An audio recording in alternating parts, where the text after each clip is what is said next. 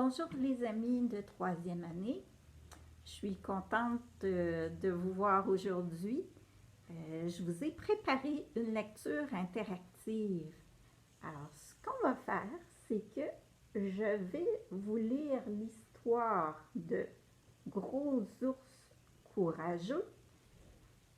Mais aujourd'hui, je vais vous donner le modèle, c'est-à-dire que en faisant la lecture, je vais donner des explications. Ceux qui étaient ici à l'école dans les dernières années, eh bien, vous vous rappelez peut-être de ça, des lectures interactives. Et puis, vous savez que le lendemain, il y a des questions, puis on revient encore une autre journée avec des questions. Donc, c'est important aujourd'hui de bien écouter pour pouvoir bien comprendre l'histoire et les notions qu'on va travailler ensemble. Gros ours courageux. C'est une histoire qui a été composée par Nick Bland et qui a été mise en vente par les éditions Scolastiques. Maintenant, le texte a été aussi traduit en français par une personne qui s'appelle Isabelle Montagnier. Si on prend le livre et qu'on le tourne complètement et qu'on regarde l'autre côté, on a ce qu'on appelle une quatrième de couverture. La quatrième de couverture, dans le fond, c'est un résumé qu'il y a derrière le livre. Ça peut être aussi un extrait du livre, du contenu, ou bien une petite présentation de la part de l'auteur. La quatrième de couverture, elle existe pour inciter les gens à acheter un livre. À la bibliothèque, ça va vous inciter peut-être à l'emprunter. Mais c'est très, très rare que c'est l'auteur qui va décider de ce qui va être mis là. C'est vraiment la maison d'édition qui décide qu'est-ce qu'elle va mettre sur la quatrième de couverture. Alors, nous sommes prêts à commencer à lire.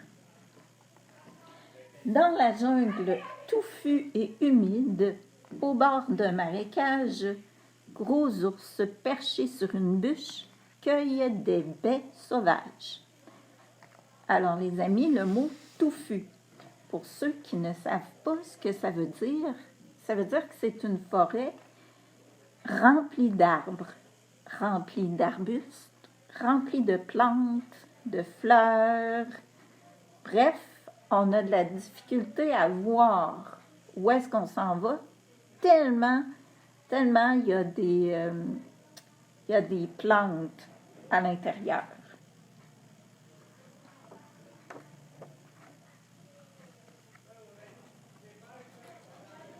Salut, fait Boris le buffle qui vient de surgir d'un trou d'eau.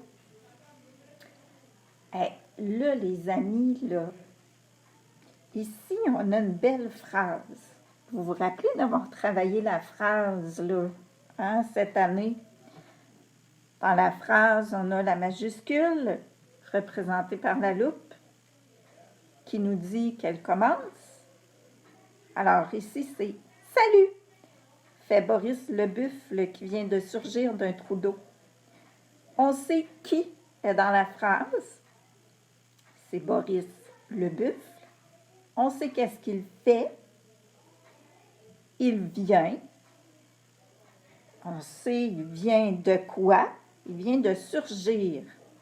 Et là, on a rajouté un complément de phrase pour nous dire, pour donner un peu plus de précision sur le lieu. Il vient de surgir de où? Alors, il vient de surgir d'un trou d'eau. Alors, ça, c'est l'assiette verte. C'est le où. Alors, c'est un complément de phrase de lieu qu'on utilise souvent dans les phrases. Gros ours perd l'équilibre et tombe sur le dos. Je ne voulais pas t'effrayer, dit Boris en souriant. Je suis juste sortie pour t'inviter à prendre un bain relaxant. Alors ici, on voit un tiret parce que Boris parle. Les tirets, comme les guillemets, ils vont servir dans les dialogues, dans les livres. Quand c'est une autre personne qui va parler, il va y avoir un autre tiret. C'est ce qui nous permet de suivre l'histoire comme ça. « Tu ne m'as pas fait peur, ma foi, » répond Gros Ours un peu vexé. « Je suis aussi courageux que toi et rien ne me fait reculer. » Alors là, on va bien regarder les images. Hein? On voit Gros Ours qui se prépare à faire une culbute. Aussi gracieux qu'un papillon, il s'élance, fait un double saut périlleux. Et là, on va travailler les inférences. Vous vous rappelez des inférences? C'est qu'on n'a pas vraiment la réponse dans le texte, mais on a des indices pour répondre. Alors, nos indices ici, c'est les images. Qu'est-ce qui pourrait bien arriver à Gros Ours? C'est une prédiction que je vous demande de faire. Mais là, faites-la dans votre tête, je vais vous faire la mienne.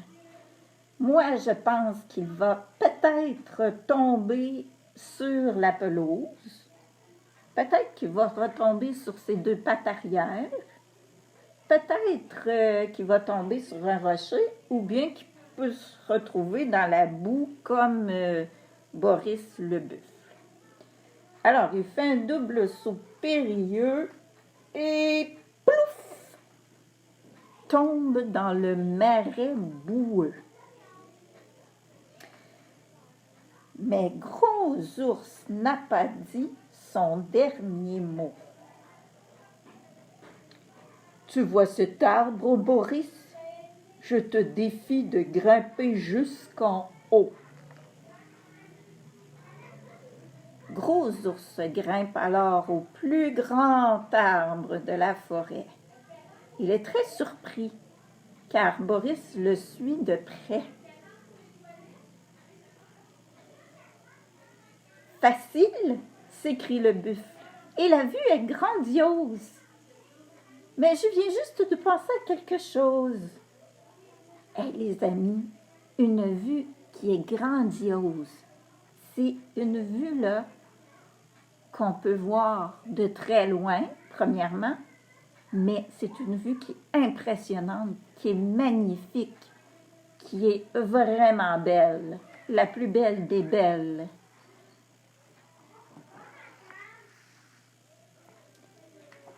Boris gravit une colline la plus raide qu'il a pu trouver. Puis il descend et Gros Ours le suit de près, l'imitant sans hésiter. « Trop facile, se vantait-il. Je suis aussi courageux que toi.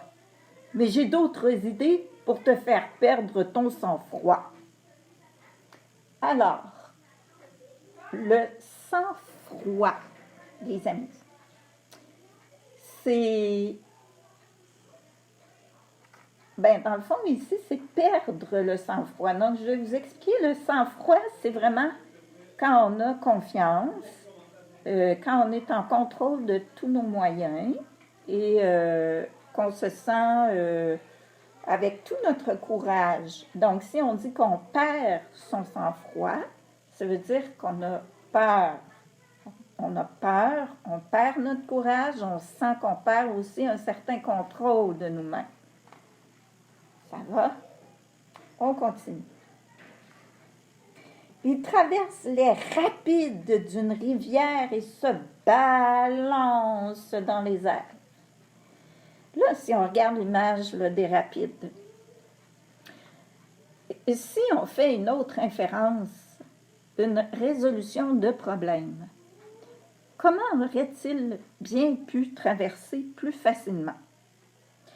Encore une fois, vous pouvez y penser dans votre tête, mais là, Moi, ce que je suggère, c'est qu'il aurait pu se construire un radeau, qui aurait pu s'accrocher avec un tronc d'arbre, ou il aurait pu faire un détour et aller plus loin pour peut-être que ça aurait été plus facile.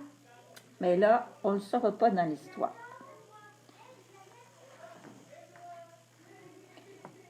Ils affrontent un porc-épic, puis un essaim d'abeilles, et se retrouvent avec une barbe qui pique.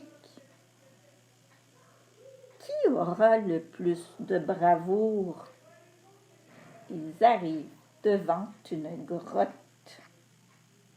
Noire comme un four. C'est affreusement sombre, dit Boris, anxieux. Gros Ours ajoute d'une petite voix. Je trouve que c'est trop silencieux. Il y a quelqu'un, lance-t-il avec effroi. On devrait peut-être attendre, propose Boris timidement. Alors, si on regarde les deux, là, Gros Ours et le buffle, Boris, comment il pourrait se sentir? Ça aussi, c'est une inférence, les amis, là. Inférer le sentiment des personnages. L'auteur ne nous le dit pas, mais on a les indices à partir des images. On voit les yeux, on voit qu'ils sont cachés, on a entendu des petites voix. Alors, moi, je pense qu'ils sont apeurés et je dirais même qu'ils sont terrifiés parce qu'ils ont très, très peur. De la grotte s'échappe soudain un horrible cri strident. Gros Ours et Boris ont la peur de leur vie. Ils décident de ne pas entrer et s'enfuient.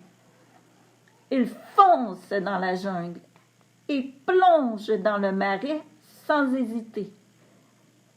De la grotte sort alors une petite grenouille orangée. « Je ne voulais pas vous effrayer, » dit gentiment la grenouillette.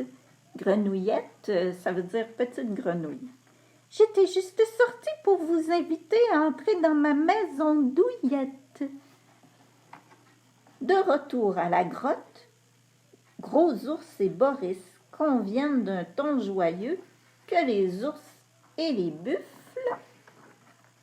sont tout aussi courageux. Et en premier, on va vous présenter une petite vidéo sur les déterminants. Ensuite, on va revenir au livre et on va regarder des déterminants à l'intérieur de l'histoire. Puis, on va retourner à une petite vidéo. Là, ça va être sur les noms communs et les noms propres. Et on va revenir au livre pour travailler ces notions-là.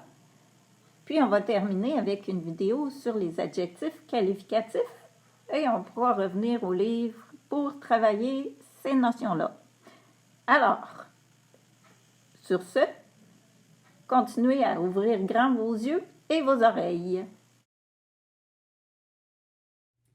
Alors, le déterminant, comme on a vu dans la petite vidéo, comme vous aviez vu au début de l'année, pendant l'année, c'est un petit mot qui va déterminer le nom.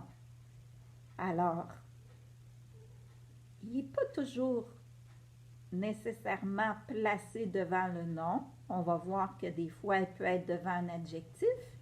Mais là, si je prends la page ici, la première page, dans la jungle touffue et humide, au bord d'un marécage, Gros Ours, perché sur une bûche, cueille des baies sauvages. Là, je m'excuse, je lis à l'envers et puis sur l'écran, c'est à l'envers, pas mal à l'envers. Donc, on va regarder. On a des petits déterminants dans la phrase. Je vais m'approcher un peu. On a la, ici, qui va déterminer le mot jungle, qui est un nom féminin. Donc, on a un déterminant féminin. Au bord d'un marécage, alors on a le déterminant un qui détermine le mot marécage. Marécage est un nom masculin. Ici est au singulier. Alors, un est aussi au masculin singulier. Gros ours perché sur une bûche. Alors, bûche, c'est un nom commun.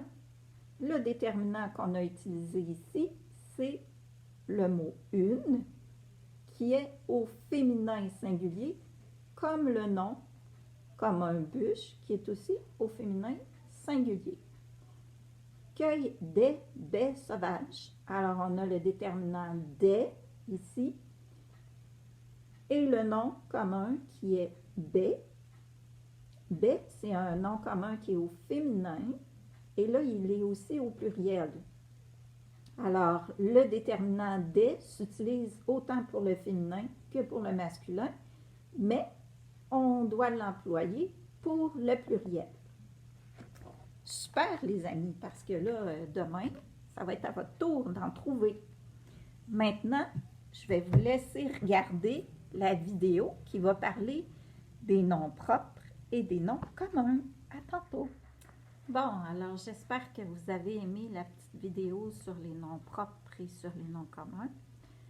Donc, en résumé, le nom propre, on va le donner à une personne, un animal, une chose, un lieu. Ça peut être une fête, comme ceux qui se préparent là, à l'Aïd, font le ramadan. Eh bien, l'Aïd, c'est le nom d'une fête. Ça prend une lettre majuscule. Et là, on va regarder dans notre histoire les noms propres qu'on peut trouver. Donc,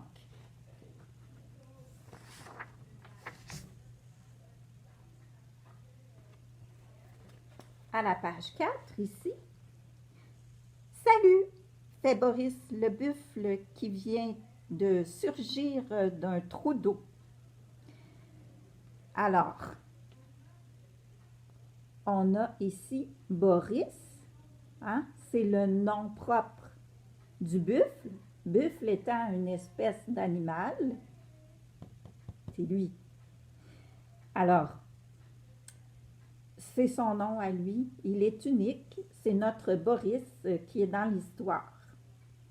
On a aussi un autre nom propre, Gros ours perd l'équilibre et tombe sur le... Alors, Gros ours, G majuscule, O majuscule. C'est le nom de notre ami ours qui est dans l'histoire. Attention, le mot ours n'a pas toujours un O majuscule. Là, c'est vraiment parce que c'est l'unique gros ours. C'est le nom qu'on lui a donné. C'est notre personnage dans l'histoire. C'est différent que de parler de l'espèce ours qui existe. Puis quand on dit gros ours, là, il n'y a pas de Z à nulle part. Hein? Moi, j'ai fait la liaison parce que le S, il est entouré de voyelles entre deux O. Alors, on doit dire gros ours et non pas gros ours. Maintenant, on va regarder pour les noms communs. Alors, le nom commun, lui, c'est un nom qu'on va donner pour nommer des corps de métier, pour nommer différents types de personnes, un garçon, une fille, un père, une mère, une orthopédagogue, des choses comme ça. C'est très général, comme vous avez vu dans la vidéo, et puis c'est surtout pour faire des catégories. Puis même à partir d'une catégorie, on peut avoir des sous-catégories. Donc, les noms communs, c'est des grandes familles de mots. On va aller voir à la page 8, ici. Et plouf, tombe dans le marais boueux. Alors, le nom commun, on a un déterminant pour nous aider. Hein? Souvent, le nom commun, il est près du déterminant. Marais. Alors, le marais, c'est une sorte de plan d'eau. C'est comme un marécage. Donc, le marais boueux ici. Marais, c'est un nom commun. À la page 10, Gros ours grimpe alors au plus grand arbre de la forêt.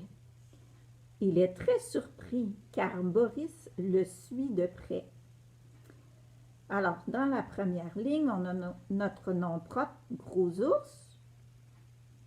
On n'a pas d'autre nom. Et là, à la deuxième ligne, on a le mot arbre ici. Là, son déterminant, il était loin, il était ici, haut. Quand on vous dit que le déterminant n'est pas toujours là, collé sur le nom, on a un exemple ici. Au plus grand arbre de la forêt. Alors, la forêt, on a un beau nom commun ici, féminin singulier, avec son déterminant la. Il est très surpris car Boris le suit de près. On avait terminé pour les noms communs de cette page. À la page 12.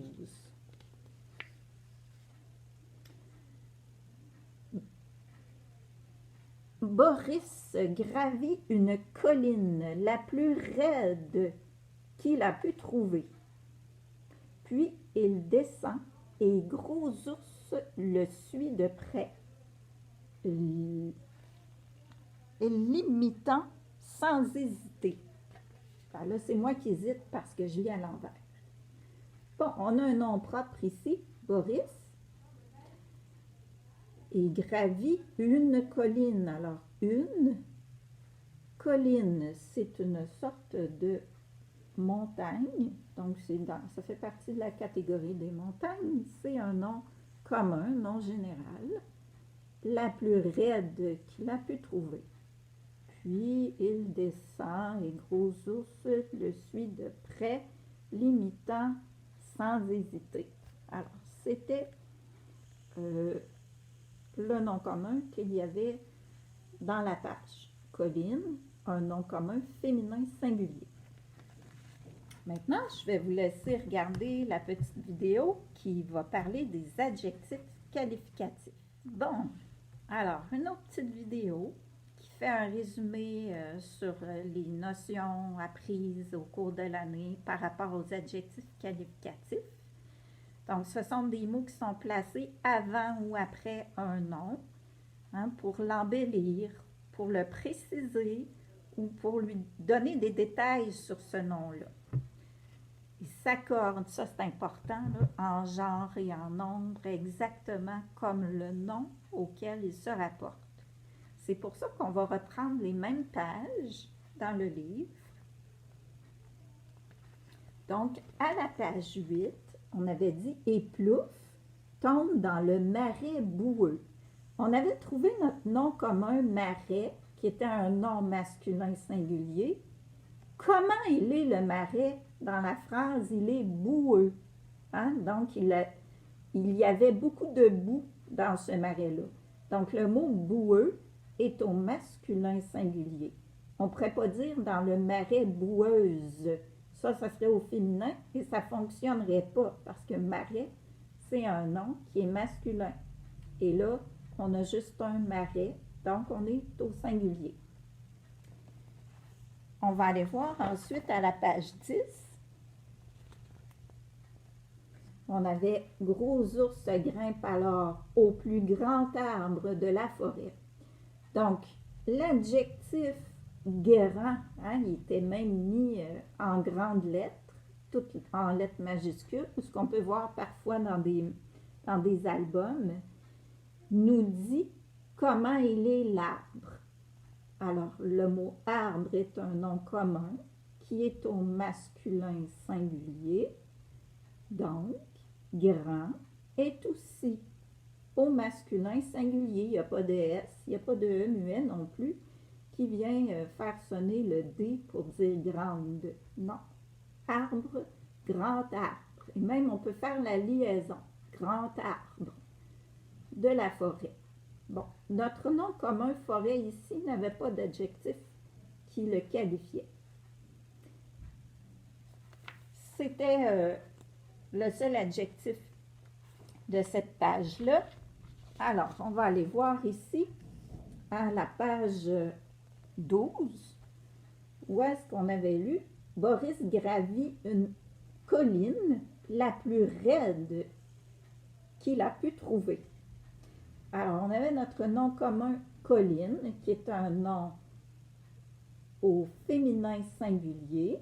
Donc, on doit avoir un adjectif au féminin singulier. Mais l'adjectif, ils l'ont placé un peu plus loin. La plus raide. Alors, encore une fois, ils ont insisté sur l'adjectif pour nous aider à mettre une intonation quand on va lire. Boris gravit une colline la plus raide qu'il a pu trouver. Alors ici, le mot raide, c'est un adjectif qui qualifie colline et c'est un adjectif qualificatif qui est au féminin singulier comme le mot colline. Alors, j'espère que vous avez aimé le petit travail qu'on a fait ensemble aujourd'hui. Demain, on va reprendre la lecture. Je vais poser des questions et puis ça va être à vous aussi de trouver des déterminants, des noms et des adjectifs dans les phrases que je vais vous montrer. Alors, bonne fin de journée tout le monde et puis à demain!